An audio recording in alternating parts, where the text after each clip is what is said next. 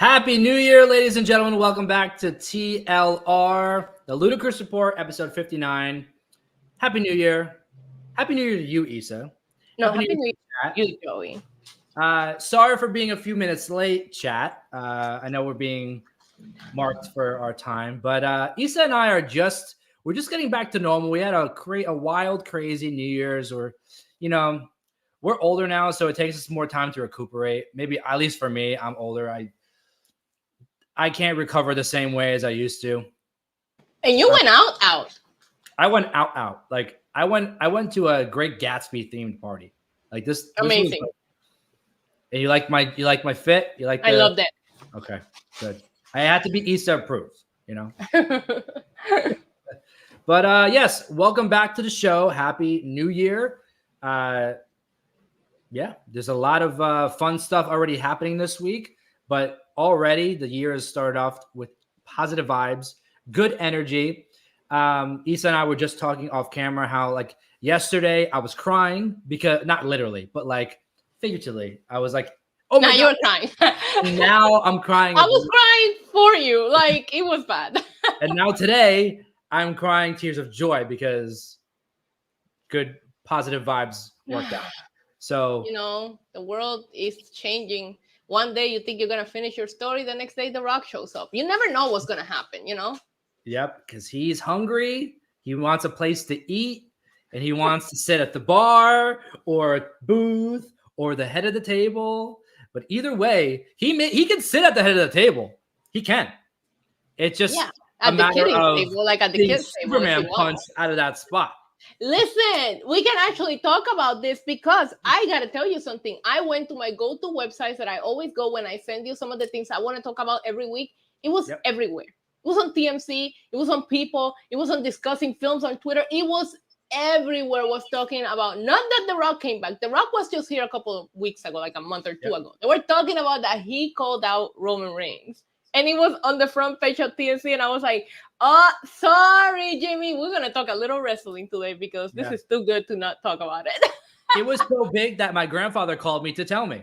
He's like, did you see what happened last night? My grandfather is 74 years old. He doesn't watch wrestling, but he watches the news, and he saw The Rock come up and call out his cousin, Roman Reigns. Crazy stuff. What a way to start off the year, right? Like, you start the year off that way. Like, there's no way you, like... It feels like WWE already felt very invincible in the comeback. Yeah, that's what I'm saying. Like, they just feel larger than life. And they just, like... It's like, oh, we just had CM Punk come back, which made such an impact. And they were like, oh, you think we can outdo that moment? Hold my beer. Hold my beer. Now, I do have issues, and this is like the business person in me, because when I go on social media and I see like what people are posting, this has to happen at WrestleMania. I'm sorry, like WWE is a business. This is the money. How are you gonna put an elimination chamber when it starts at like 6 a.m. in the United States? No, guys, like, get a grip. I agree with you to an extent. But let me. You're a Cody Sip. What? I said what I said. No, but let me take it a step further. Since we're talking about it, Bad Bunny versus Damian Priest, right? That could have happened at WrestleMania. That was a WrestleMania match, but they did it in Puerto Rico because it made sense. The audience was there for it. It just made sense. Now, obviously, The Rock is not from Australia, but he's a box office attraction, and WWE is trying to build their international audiences. For an audience that has never seen The Rock, with 60, 70,000 people in attendance, that's a WrestleMania before WrestleMania. So you're getting two big shows almost back to back, because you have Elimination Chamber and then WrestleMania, that are going to do huge numbers. Yeah, no, they're going to be okay without The Rock there. The Rock might be there to call out Roman. I think he will make an appearance. I don't think the match is happening there. But see, I tweeted this earlier today because I literally thought about it. I need to know why people are trying to take Rhea Ripley's moment away from her to give it to The Rock. No, let The Rock wrestle Roman. Yeah, no, Rhea Ripley main event Elimination Chamber. Thank you very much. Honestly, I wouldn't mind seeing Rhea versus Becky at the Elimination Chamber. Make it their WrestleMania moment. Right. Like, give them that moment. Give Rhea that moment. And then figure out. Honestly, I predict for WrestleMania, it's going to be Rhea, Becky, and Nia in a triple threat. Yeah, with that win Nia got last night, that would be a big deal. But I always feel, and I've always said this, right? This isn't just because of Roman and The Rock. I always tell people that WrestleMania is nothing but what WWE uses to put the marketing package together for shareholders to show their reports at the end of the year. WrestleMania is not for the fans. WrestleMania has a larger purpose than that. Yeah. And I think you put that match, especially with it being WrestleMania 40.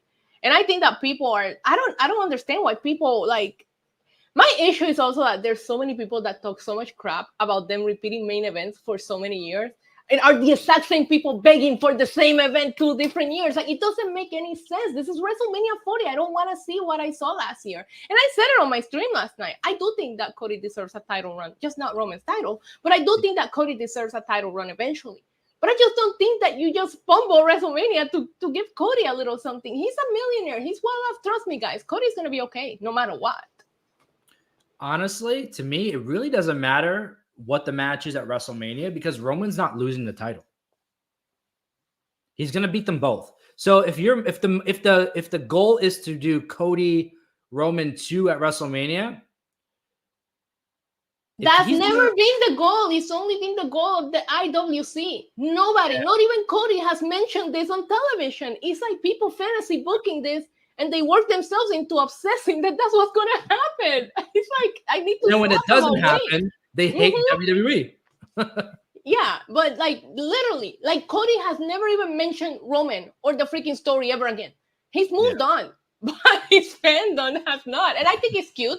I mean, that's how we got the Daniel Bryan story. I think it's cute. I think and the Yes movement was incredible, right? But like, that's literally what happened. Like, people started fantasy booking things in their brains that nobody had mentioned in television at all. Yeah. And then because that didn't happen, people would get upset. And it's just like, no, I'm sorry. WWE bringing The Rock for WrestleMania is a BDE move. And it's just absolutely incredible. And it's just like, ain't nobody talking about CM Punk anymore. Like, it's insane how crazy this is. And he just made a statement teasing something. He didn't even call out Roman by name. He just he did it so subtly that it made it so beautiful. If it doesn't happen, it'll be okay that it didn't happen.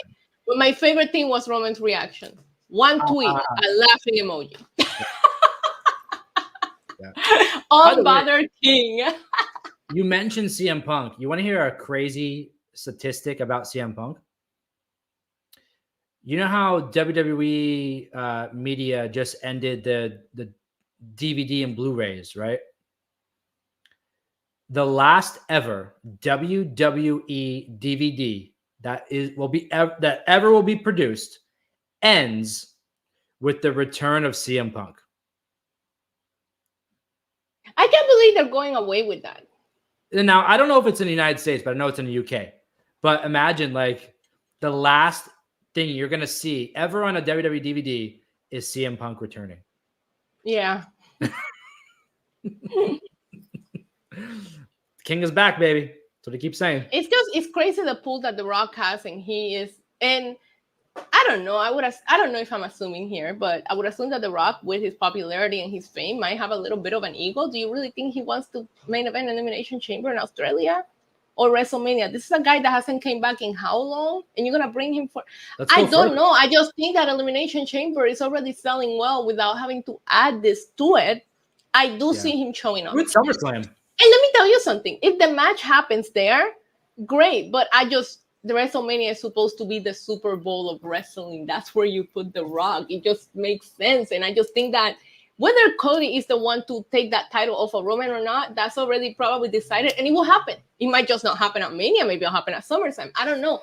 But you don't fumble the bag when it comes to WrestleMania 40. Which we're talking about like an anniversary edition, not really because they counted one as the first one, so they don't really, don't get me started on the details. But technically speaking, it's the 39th anniversary of WrestleMania, right? But anyways, it's a historic WrestleMania. Like, I don't. If it happens, I mean, I want to see the match. To me, this is one of the very last dream matches that WWE has in their pocket. I don't care where they put it. We're gonna watch. But in an international show that's gonna start at a weird time, like for the United States market, I just don't see that happening. I don't. Let me ask you, what's the bigger moment, right? Roman Reigns standing over The Rock after beating him, or Cody dethroning Roman Reigns for the title? Roman Reigns standing over the Rock, because when that happens, then that makes Cody dethroning him even bigger. You just dethrone the person that pretty much finished everybody. So if you guys had the patience to wait a year for Cody to finish the story, and that's really how he's going to finish it, give it a couple more months, because for Cody to take out the guy that took out The Rock, exactly, that you can't outdo that. You're building two moments with one. So them doing this match, Rock, if they do The Rock versus Roman at Elimination Chamber, kind of makes me think that if they are going to do Cody and Roman at WrestleMania, either they're making Cody like look like he just took out the guy who took out The Rock, or they're making Roman look like he is the greatest of all time, taking out two big guys and the two huge pay-per-views. Roman is not even in the poster for Elimination Chamber. Like, I don't understand why people are fantasy booking this, because some wrestling Twitter account said that Perth wanted The Rock there.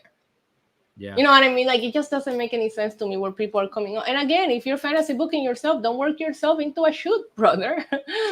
I'll give the WWE Universe wrestling fans credit for something. They're great at manifesting, because they could tell a story and firmly believe in it, and it doesn't happen. Not true. I manifested a cashing last night, and I got Drew McIntyre completely ruined my dreams. They fumbled that main event ending scene. The finish. It was. I just think that a lot of times we romanticize wrestling so much that we forget that at the end of the day it's a business, and all they want to do is make money. And a lot of times we're gonna, think, oh, let's do an Elimination Chamber so Cody can have his moment, and we forget what moment is gonna make the company more money, when this is something that you can do later on and still get the same reaction from the fans. The fans are not. It's actually opposite. If you don't give Cody WrestleMania, the fans are going to get even more behind him. So when the moment happens, it's going to feel even more huge. So I don't know, because I try to look at it from the business perspective, from the fan perspective, and either way for me works the same way, because I want to see Roman and Rock over Cody and Roman again. Yep. But I just, like I said, I just don't understand. Like, Cody has never mentioned Roman again after he got beat. He's mentioned like he wants to finish the story, but like, or whatever he's mentioned, but he's never meme directly. At this point. Finish the story is a meme. I think he's just playing along to it. Like, now CM Punk is cutting promos about, everybody's talking about finishing the story. Kofi Kingston, shout out to him, but he doesn't. I can't the story. We have never seen Cody said, "Oh my God, I need to get back to Roman Reigns. I need to get that win. Like, I need to make sure that happens." He's never mentioned him. Honestly, I think everybody's scared of Roman, because Cody hasn't said Roman. He hasn't said his name. The Rock didn't say his name. They're just like making like subliminal like messages like to him. The Rock had more balls in one promo than Cody has had since he lost to him. I don't know. The only person to call him out so far has been CM Punk. Yeah, but that was kind of like. Yeah, we know where CM Punk is going. Yeah. I think we'll eventually get that match too. Yeah, night one. Yeah. Yeah.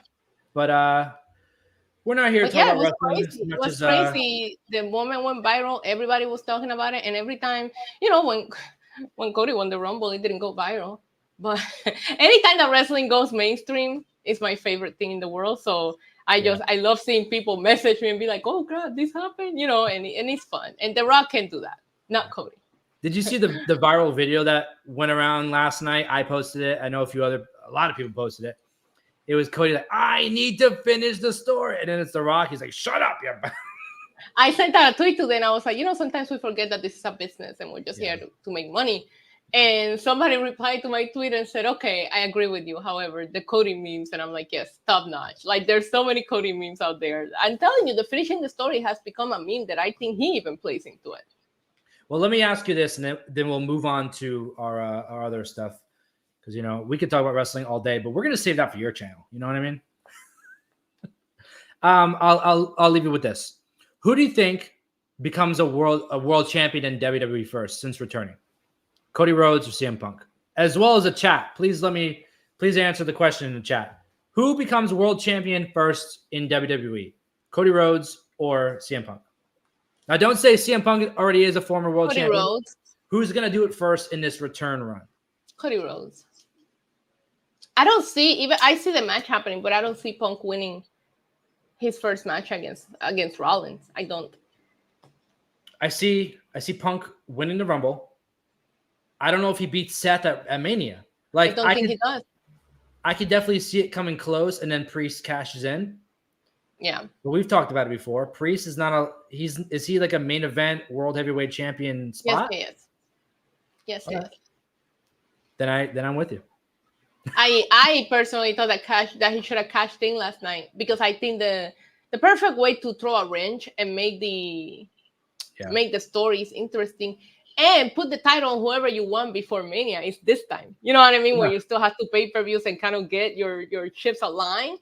So I did think that cashing should have happened last night. Like, I know that I joked about it on social media and all that, but I'm like, this is a great time for him to successfully cash in. You can throw a wrench on everybody's plans, but by WrestleMania, you can have the title on whoever you want it and build things. You know what I mean? So, because I don't think that CM Punk and Rollins need a title, if I'm being honest with you. So you can have Cody fight for the world championship. I think that Priest should have cashed in last night and won. The Royal Rumble, we get a triple threat: Priest, McIntyre, and Seth for the title. Either then have Seth win it back to go into Mania. No, you just have Seth and you have Priest cash in. So Seth loses the championship. Now he's gonna be in the Rumble. You build some kind of confrontation where him and CM Punk mess up each other. So now they go on and have a grudge match, and you don't have to put the title in there. And then you involve Cody in that world championship storyline. So Cody can actually fight for the world championship on night 1. You can have the Rock and Roman on night 2, and you can have a really good grudge match between Seth and Punk that does not need a title involved. This is why Finn Balor said I should book the shows, but they don't listen to me. But at some point, Seth Rollins needs to get a main event WrestleMania moment outside of cashing in. Which is why I think that if Priest did cash in at WrestleMania, like it was Punk and Seth main event night 1, Damian Priest cashes in and kind of steals that moment from Seth. Hear me out and tell me how you feel about this, because I love the concept of WrestleMania being 2 nights. Yeah. It's my favorite thing. I used to do the long one-night WrestleManias, and they were terrible. You lost your enjoyment, even if the 35 was the worst. You were so tired. Yeah.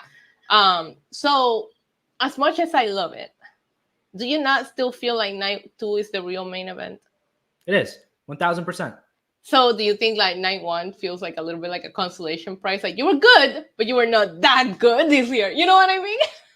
So listen, Stone Cold and Kevin Owens main evented night 1. You're going to tell me that Stone Cold is not a main event? Not right now. He's not. No. But yeah, I mean, I think that when you're at night 1 or you're watching night 1, you're not thinking about night 2. You're thinking that night specifically, because my favorite is wrestling on night 2 every time because he's the greatest. So I do. I'll tell you, the last couple of WrestleManias, night 2 has the better main event, but night 1 has better matches. Like better. They have balanced it very well. Yeah. I think both of them have been good, but I do think that there's been a little bit of night 1 being a little bit better. Yeah. But I think they do a good job at balancing. I think whether it's Elimination Chamber or WrestleMania, seeing The Rock come back, I think it's going to bring a lot of mainstream eyes onto the product that we don't have right now. I don't know how good the match will be, if you want me to be like too real with you. I mean, he was out of breath last night from rock bottom in Jinder Mahal. I'm not sure how good the match is going to be. But I do think that whether we get it here or there, what we should focus on is the fact that The Rock might come back and give us another run. He looked great last night, look-wise, muscle-wise, and all that. And the mic, I mean, he never missed a step on the mic. But I think the most important thing is like when you bring these people that make wrestling cool, it's a W for all of us that enjoy wrestling. So like I'm here for it. If Elimination Chamber was in a stadium in the States, maybe I will believe it a little bit more. But I really just don't think that you put The Rock's first match back in how long on a PLE that starts at a weird time for everybody. Like it just doesn't make any sense to put him on Elimination Chamber. And I just don't know that people can put some of their romanticizing of this imaginary story aside and really look at the facts and understand what's best for business.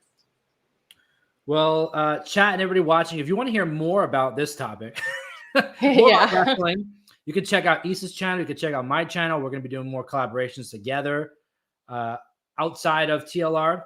But let's jump over to some other news that we have for the show. As much as I want to talk about wrestling, because, you know, we love it. But there's two headlines here today talking about Gypsy Rose Blanchard. Now, Issa, you know about her, right? Yeah, she's free. I know about who she is and what she's been through and all that stuff. I personally didn't know that much about her. There's all kinds of documentaries and movies. I remember when things like she was all over the news for stuff, but I never knew what directly was going on. So she was living with her mom, and her mom convinced her that she was sick her whole life. Yeah. She had her in a wheelchair. She had like some of her teeth removed, and she was like medicating her, but she wasn't sick. And at some point, she realized that. The long story short here is that she started communicating with this boy, you know, behind her mom's back. I think she was hiding a burner phone, like a prepaid phone. And she convinced him to end her mom so they could, you know, go run away together. So the story is just tragic because you don't want to side with her, but it's like, what kind of life would she have lived if she would have not trying to get out of it? There's also that part of you there's probably a different way out. If you had a phone to communicate with your boyfriend, you could have communicated with a lot of other people that could have investigated the situation. I watched every single like series that they had made about this, and there was events in which there was like people coming in to investigate, and the mom would drug her so she would just come off, like she would be out of it and this and that. But I don't know if that was like made for Hollywood, you know, or not. But the whole point is that her mom was a very sick person, you know, that disease is crazy, and she was not gonna let this girl live a happy life. She convinced the boyfriend she didn't have anything to do in she didn't take part of the murdering of the mother. So when she ended up going to court, I mean, they ran away, and the cops were so shocked because like the neighbors, I'm like, oh my God, the little girl's not there, she's sick. So the neighbors are thinking some sick, twisted person came in, killed the mom, kidnapped the sick mother. So I'll never forget like how crazy it was on the news when they just like found them on CCTV cameras. Like she was just walking around like a normal person because everybody was under the impression that this girl was just ill. Right. So they caught them, and she confessed, he confessed, and she ended up getting a lighter sentence. And people feel like it's fair because of what she had to go through. And so she served her sentence, and this week she was set free to a lot of people fanfare. A lot of people, like her Instagram has a crazy following. TikTok has a crazy following. A lot of people are kind of rooting for this girl to get a second chance at life. And, you know, I can't say that I disagree. She paid the price. She went to prison, and I think she never got to live a normal life. This is her first chance at that. Yeah. Well, the headline here is that she wanted, or she was trying to meet Taylor Swift. She bought tickets to go to I believe she was in the prison in that state in Kansas, and she bought tickets because obviously we all know Taylor Swift doesn't miss. She's the biggest football fan ever. Anyways, the whole point is that she bought tickets for a chance at possibly meeting Taylor Swift, but the parole officer was like, nah, you're getting out of here. They made her leave that state so she could not attend the game, Joey. What a shame. What could have been a picture of Taylor Swift and one of her Swifties. It never happened. Yeah. What if Taylor Swift started dating a WWE superstar? Would she become a wrestling fan? Oh, 1,000%. Oh, she already was a wrestling fan. Was she? Her whole life. Oh, yeah. She babysat for Jeff Jarrett, remember? She did. It's a true story. That's where she got the guitar from. Oh, shit. She's walking around with this guitar. She's like, I took it from Uncle Jeff. Uncle Jeff.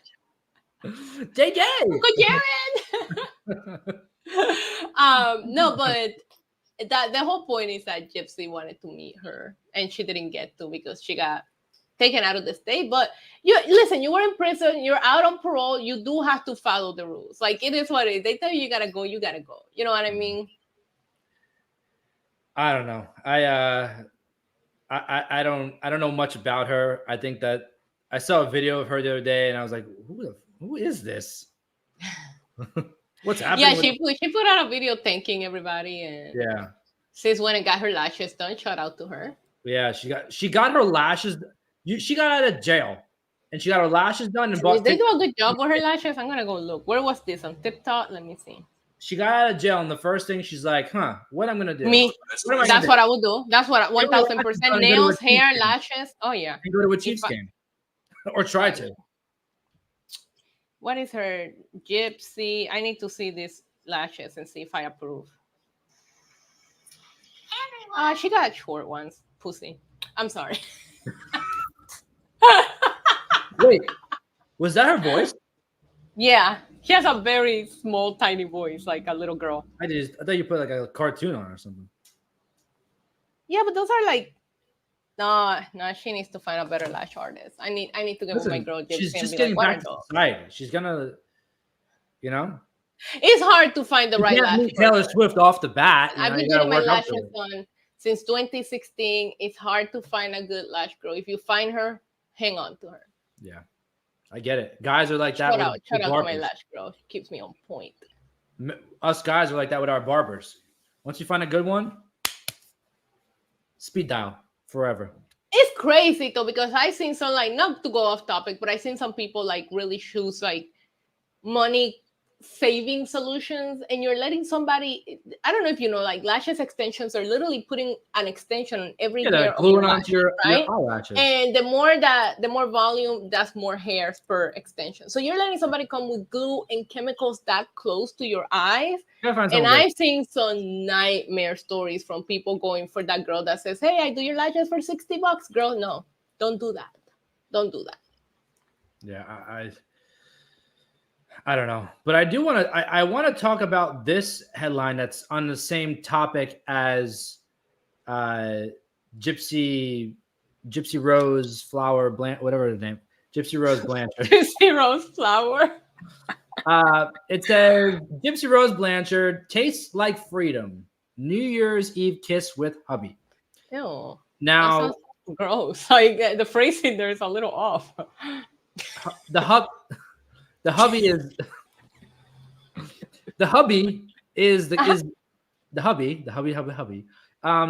the same guy that? No, come on, Joey. She's not gonna marry the guy that killed her mom. She just used him for that.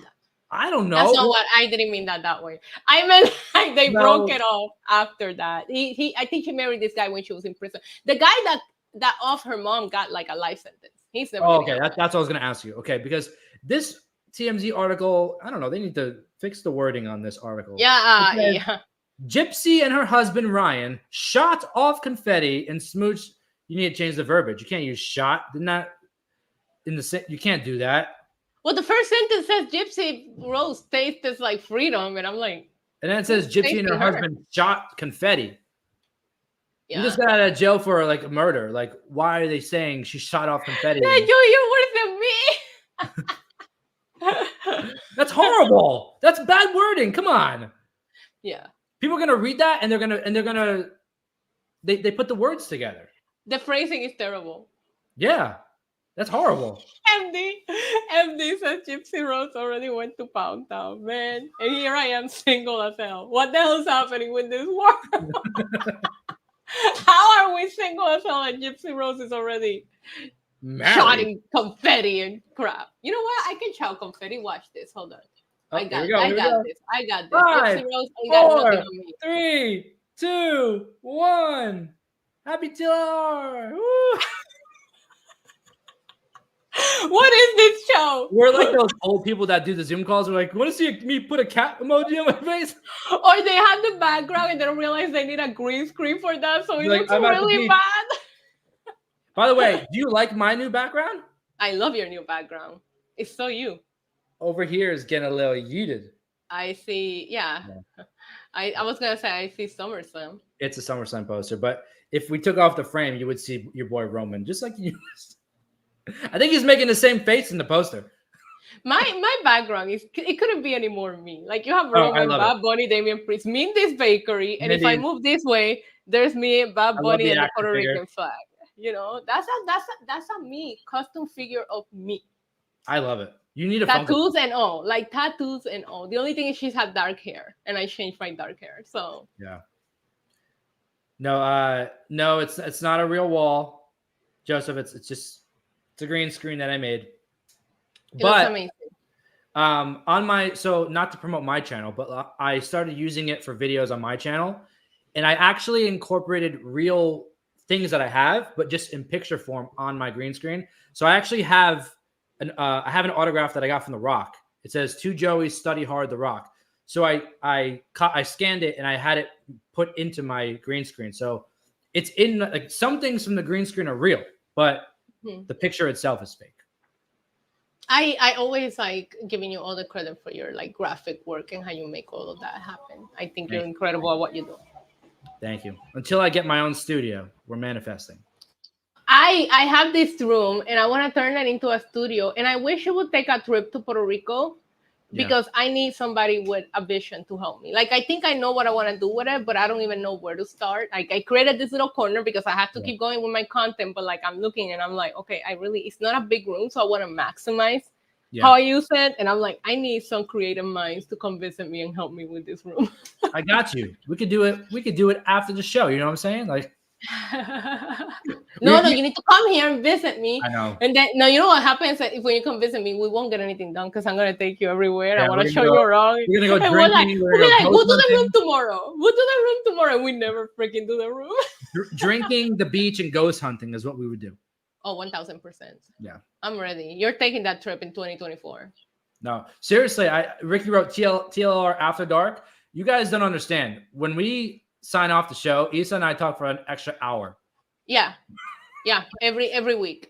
I actually, because I told you I wanted to be more organized. Remember, I told you that? Yeah. So I started putting things on my calendar, and I actually blocked out 2 hours. The hours were live, and the you and I hour. I love it. We should do the TLR after show over on my channel. After Dark, yeah. Yeah. Shout out to Ricky. TLR After Dark. We are the ADHD twins. It's so bad. We are. We're talking about The Rock. We're talking about Gypsy Rose, Flowerhead, whatever. I don't even know how we. Oh yeah, we were talking about confetti. I'm sorry. Like it's your fault, MD, for mentioning her going to Pound Town. Everything went downhill after that.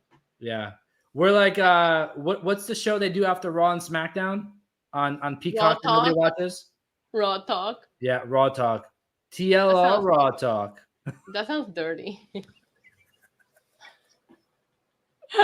Anyway, she kissed her husband at midnight. I kissed my dog. So what you're telling me is that how long was her sentence? 8 years? Something like that. So you're telling me that you can go to jail for 8 years, get out, get your lashes done, get tickets to a Chiefs game, get married. Well, she wrote a book. Have a New Year's Eve kiss, and we're sitting here like, what the hell? Yeah, and I'm over here at midnight protecting my dog from firework noises.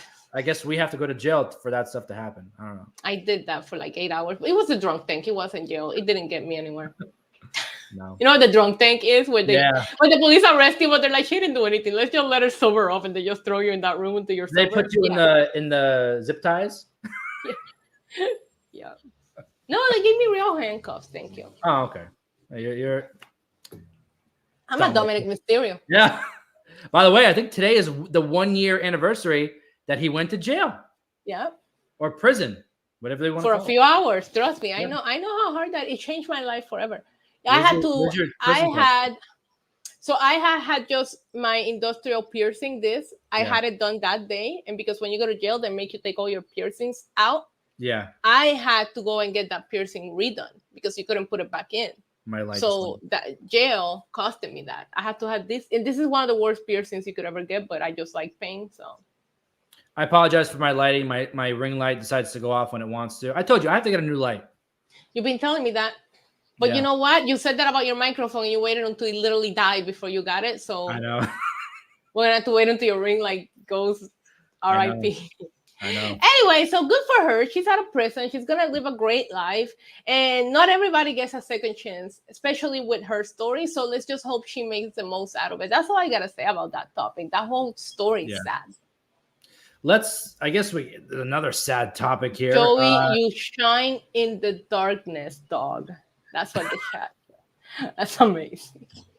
Shine bright like a diamond. Hey. I'm Rihanna, okay? What's our next topic, Joey? Call me Riri, you know what I mean? Yeah. Another sad topic, I guess. Casey Anthony's dad getting emotional during the lie detector test. Why? Because they all lied? This is still going on. Well, she had a peacock. Did you ever watch her peacock? Yeah, I watched it, and it made her look even more guilty than ever. It messed me. I don't know. For a minute, I was like, "Is she guilty?" And then I watched the second part, and I was like, "Oh, she's guilty." Yeah. The first episode, you were like, "Were we too rough on her?" And then, like the second episode, you were like, "Okay." Oh my gosh, MD, that last comment. Oh man.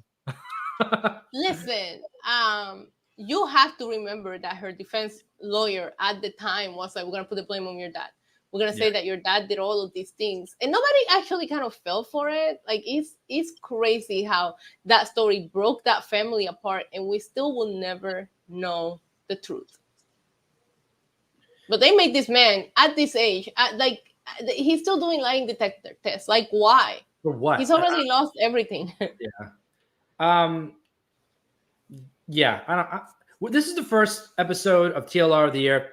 We're not ending on that. We're not ending on this sad girl, sad boy stuff. You know what I mean? We should have finished with The Rock, man. I know we should have. Let's throw a bonus main event in for today, right? Okay. Kanye West is in the news. Let's go. Let's talk about. I love Kanye. So. Did you see what he's in the news for? No. Posting pictures of his wife's legs on Instagram. What's wrong with that? I don't know. It's weird the way he did it. Checks Instagram immediately. Yeah. And he's on TMZ for like, I don't know. Okay, let me see. How is this weird? I don't know. Isn't she like naked? I mean, she's dressed. Yeah, dressed. Okay. Listen, everybody can express themselves however they want. I will say when I express myself that way, I put it behind a paywall at least. Yeah. Kanye doesn't have to do that though. No. Kanye could just put it out and this man's ass was out. Okay, he doesn't care. Maybe he's just trying to show that his wife is still a baddie. You know what I mean? Like, oh, we know. Yeah. You don't have to show us and tell us. We know. But the problem with that for me is like North is gonna see that. The kids are gonna see this. You know? And you think that Kanye posting seductive pictures of his wife is what North gotta worry about, that she's gonna see online about her dad? I think that's probably one of the most innocent things he's done in the last few years. I don't know. It's your best. Like, oh my God, North might see these pictures of his dad's wife almost naked on his Instagram, or she might see her mom going to Pound Town with Ray J. Which one is worse? Listen, don't try to test her. She's your bestie, Miss Westy. I'm just saying, she's gonna see some things, and I'm not sure that she's ready for. But I don't think that this Instagram pictures is gonna be the worst that North sees. That's all I gotta say. I don't know. She is about to. We've talked about it before. She is the up and coming. The future of 20. I think this year she's gonna pop off, or even next year. Yeah. Like she's rapping now. Popping off. She's rapping now. She's on a song. She's on Kanye's new album. Yeah. Your bestie, Miss Westy. She's so cute. I love her. Yeah. But yeah. Not a lot in the news. People are starting the new year quietly. I mean, all that I saw was a lot of like, here's how the celebrities spend their new year. So I was like, we're not going to talk about that. That's like so 2023. Yeah. Everybody that I talked to this year really kind of did New Year's like low key, stayed home, hung out with the family. I'm going to send you the voice note when we get done of what the fireworks sounded like in my house. And you can imagine, like I gave Roman some of those CBD drops that they recommend that you give him, and it calmed him, but he was still shaky. So I had to like, at least during like when it got really bad, I had to like literally hang on to him and like kind of like hold him a little tight because that helps him. But it was like my first resolution that I made in 2024, as the clock was like at 12:01 and it sounded like a war song here. I was like, okay, my first resolution is I'm not spending New Year's Eve this year here in Puerto Rico. I'm going far away somewhere where there's no fireworks, and I'm bringing my dog with me. You told me about that. Yeah, I'm not spending New Year's Eve here. It's too bad, and it's like that everywhere. That's just how they celebrate it here. Am I frozen on your end? Because it's frozen. Yes, you are. Yeah, I don't know what happened. I can hear you. Oh, there we go. Maybe. It's that wife. But no, so there were really no fireworks by me, fortunately. But I ended up leaving my TV on like really loud for my cat because I was obviously going out. But yeah, I don't know. It was a weird New Year's. Yeah, it was. I mean, I'm glad you went out because you told me you never go out, but I didn't go out. I just don't want to be anywhere with fireworks for the New Year's Eve of this year. Yeah, I don't know what's happening. Am I still a little frozen on your end? Yeah, you're more than a little frozen. So what should I do? Let's see. Maybe you should refresh and come back in. Yeah, let me try that. Hold on. Because MD in the chat says Joey got that McDonald's Wi-Fi. Yeah. All right, let me come back. Give me a second. That's the worst Wi-Fi. Like, no, you know what's the worst? The Starbucks Wi-Fi, especially in New York City. If you ever go to the Starbucks in New York City to work, there's never seats. And you're standing there with the bad Wi-Fi, and you can't even sit down. Like, it's so bad. Welcome. It's me and the tribal chief, and we have a message for The Rock. Dwayne, you think you can come back on Monday Night Raw and call out the head of the table and have no consequences? Well, me and Roman have something to say about that. Joey is at Puerto Rico internet. David, it took me a long time. Remember my streams back in my old apartment? Like, my internet was so bad there. It took me a long time to get the place with the right that offer, because the good the good internet here in Puerto Rico is very good. I love my internet now, but it's only offered in certain areas. So you had to move to those areas to get it. But oh my God, on the beginning, I used to have the worst internet. And when your livelihood depends on internet, it's a terrible, terrible thing. I wish Joey would come back in because I want to talk to him about Iron Claw. Did you guys see it? Anybody in the chat seen it? Hi, Sheldon. Hi, Jaquan. Shout out to everybody in the chat. Blackout Isa. No, Blackout Isa is not the same as bad internet Isa. Hi, welcome back. I usually have really great Wi-Fi. Honestly, it's probably StreamYard again because it only happens to me on StreamYard. So I've been having issues with StreamYard with my pre-recorded videos. I've been using it to pre-record videos that I'm gonna upload, not my lives. My lives work great, but I'll be pre-recording, and when I go to edit it, it's all pixelated. Like, it happened to me like 3 times last week. And I'm so mad because, you know, when you get in that content mode and you're like, I'm going to make this and this and this today, and you make it, and then you realize none of it works, and you're in no mood to re-record, because now you're mad. And I never want to come off not original, you know, like not myself. I'm like, if I'm filming a video all angry, you're just going to see it. But I don't know what happens with StreamYard. It's happened to us before. Yeah, it happens to me from time to time. Even with, I have the gold internet in Puerto Rico right now, and even every once in a while, it happens to me too. Yeah. Listen, I went and saw Iron Claw. How was it? Well, I know how it was, but you tell me your opinion. I have mixed opinions about it. I really liked it. I love the performances. I mean, it's a depressing movie. I felt broken afterwards. I was like, mad. Yeah. And so the part of me that is familiar with the story have an issue with some of the things that they excluded. But I almost feel like if you include what you excluded, it would have been over the top depressing. Yeah. Um, I I didn't I seen all the documentaries about the Von Erich family. I'm very familiar, and I watched the Dark Side of the Ring episode a few days before I went to see it because Vice, very smart people, they put it back up in their YouTube channel. They know Yeah. what they're doing. There's a truck driving by. Dirty. So yeah, so I watched it. So I'm going in fresh, knowing this story. Yeah. But I always tell people, it's like when you're a wrestling. But first of all, I love that you don't have to be a wrestling fan to understand the movie, Exactly. like it, and enjoy it. I love the portrayal of the wrestling. It felt serious. It felt great. There's a conversation that he has with his to-be wife where he's describing what wrestling is and what the titles mean. I love the way he described it. I'm like, Loved please it. put that on a quote. That was the most perfect way to describe why they have belts and this and that. But but I didn't live through those stories. And I tell people it's very, I know that the Attitude Era was great. And I go back and rewatch this, but I cannot feel as invested as I do in the storylines that I'm watching and living every week now, right? Yeah.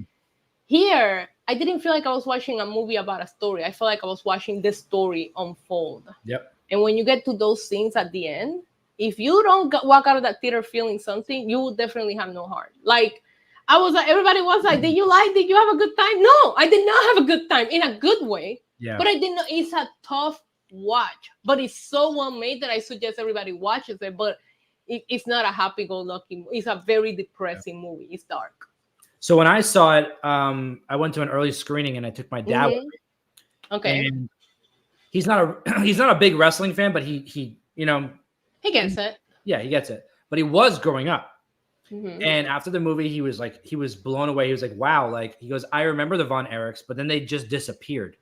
I don't remember anything after that. And he's like, now I understand what happened. And we talked about it for like an hour after the movie ended. Like he was blown away because he didn't know the backs. He watched the Von Erichs on TV as a kid, but he didn't know they just disappeared off his TV. Well, they were like rock stars from what I heard after that. I watched a couple of documentaries after, and I hear some people talk about the movie that were like part of when it was happening, and people were like, these guys were getting harassed as they walked to the ring. Like, it was like crazy how much of think troughs they were and how much they meant. And you can tell because there is footage out there, the memorial for David, who was the first one that passed away. Like, the impact, they had the biggest turnout for a wrestling show in Dallas at his memorial show. Like, it is crazy, but the fact that they omitted, I'm trying to not give explanations, a tragedy in the movie. And the movie still feels that heavy. Like, it's crazy. And I follow a lot of wrestling YouTubers that review movies, mostly horror, but other movie reviews. Yeah. And I'm going to watch their reviews. And I know they're not wrestling fans. And I'm seeing that they walked out of the theater the same way that we did. And it feels good to have a wrestling movie that everybody's just praising. Because you go see it, I think it's the best wrestling movie of all time. And Zac Efron was so incredible in this movie. There's so many little subtle things that he did. Sometimes he told a story with his eyes. Like, I know the transformation body-wise was crazy. He looked like a tank. I was like, oh my God, like, you don't recognize him. Kudos to Chavo Guerrero, because Chavo Guerrero trained him, took him 7 weeks to get him ready for the movie. Yeah, and you can tell he did a lot of the wrestling. You can tell he did a lot of the wrestling. The wrestling was so well done. The in-ring stuff, the way they portrayed it, everything was so well done. It's my favorite wrestling movie. It's just not a good movie. You know what I mean? I would love to see them do that with the Guerrero family. Yeah. And make a movie about them, because that would be another tremendous. Because I know they're doing one about Hulk Hogan. I don't know.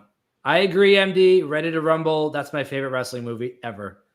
David Arquette, masterclass. Yeah, but like I said, when I was watching like Fighting with My Family, and I know it's a whole different movie, but you know you're watching a movie about a story of like Paige's career. This didn't feel like you're watching a movie about a story. This feels like you're in the story and you're a part of it, and you become invested in these brothers and you love them, and you like it is they did it so great. I love the way that they captured that 70s, 80s wrestling atmosphere. When you watch those old tapes, that's what it feels like. Yeah. I think all wrestling fans should go. I think everybody should go see it. It's not even for wrestling fans, and I love that. It's not. It's a classic movie that just is about a wrestling family. It's not a wrestling movie. Yeah. Yeah. Very good. But that was my watch of the week. I thought I finally talked about it because I know you caught it way before it even came out. I finally made the time to go see it. And I'm glad I did. I wasn't gonna, it was my day off and I was not feeling in the mood. So I was like, you know what, I'm just gonna take myself out. And I did, and I'm glad I did. That definitely was a movie theater one. I'm glad I didn't wait for it for streaming. Yeah. I definitely recommend it to, I mean, obviously I know our demographic is wrestling fans. So a lot of them probably saw it already, and if not, are planning to see it. But if you're not a wrestling fan and you don't know much about it, you don't need to know much about it. Yeah. It's definitely a great film to go watch. It's one of those movies that you have to see in the theater because of the emotion that it brings. Watching it at home would be different, I think. Yeah, I mean, I was paying attention to the theater around me, like how people were gonna react to certain things, and it was crazy because they did that thing where they don't glorify some of the really bad things that happen, but they do that thing where you have to use your imagination, like with the accident, you know, the way they put that scene together. You don't have to show it to imagine the horror or how he ended up in that situation. You know what I mean? Yeah. Like it was very well done. I love when horror does that. Like when a horror movie does those scenes when you have to in your brain imagine what happened. I think that is the most effective, and they did that a lot. Like they didn't glorify the tragedy, but there's that scene at the end with Zack and his family, and then the scene with the boat and the brothers. That broke me. I don't say that often. I'm not a person that gets really emotional, but I was like, I walked out of there like feeling heavy. I think the best way I can describe it is heavy, but go see it. I will tell you, the ending of the movie is where I lost it. Yeah. That last scene. The little kids, Zac Efron, it was so perfect. It's not the scene, it's what was said. Yeah. And then seeing the emotion in the story, I was like, and that's a line that he actually really said, that Kevin said at one point, that stuck, like everybody was like, oh my God, like that's heavy. But yeah, shout out to Zac Efron. I don't know if the movie came out too late to be in the ballots, but I think he could be nominated for a couple of awards. That's how good 1000% he needs to win. Let me tell you, I grew up, you know, in that era of Zac Efron's rise. Saw him on Disney, saw him do High School Musical, then break out into real acting, not real. Yeah. Acting, I think this is his best. Mainstream acting and movies, 17 Again, all the movies he did. This by far is his greatest. Yeah. His greatest piece of work. I think if everybody that I watch for a movie, it's this movie. The dedication of learning the craft of wrestling. Like he trained with Chavo to learn wrestling for this movie. That's one thing. Learning the lines, the typical stuff that goes into a film. Training, getting in shape, putting your body through that. It's the commitment and dedication that is impressive for this movie.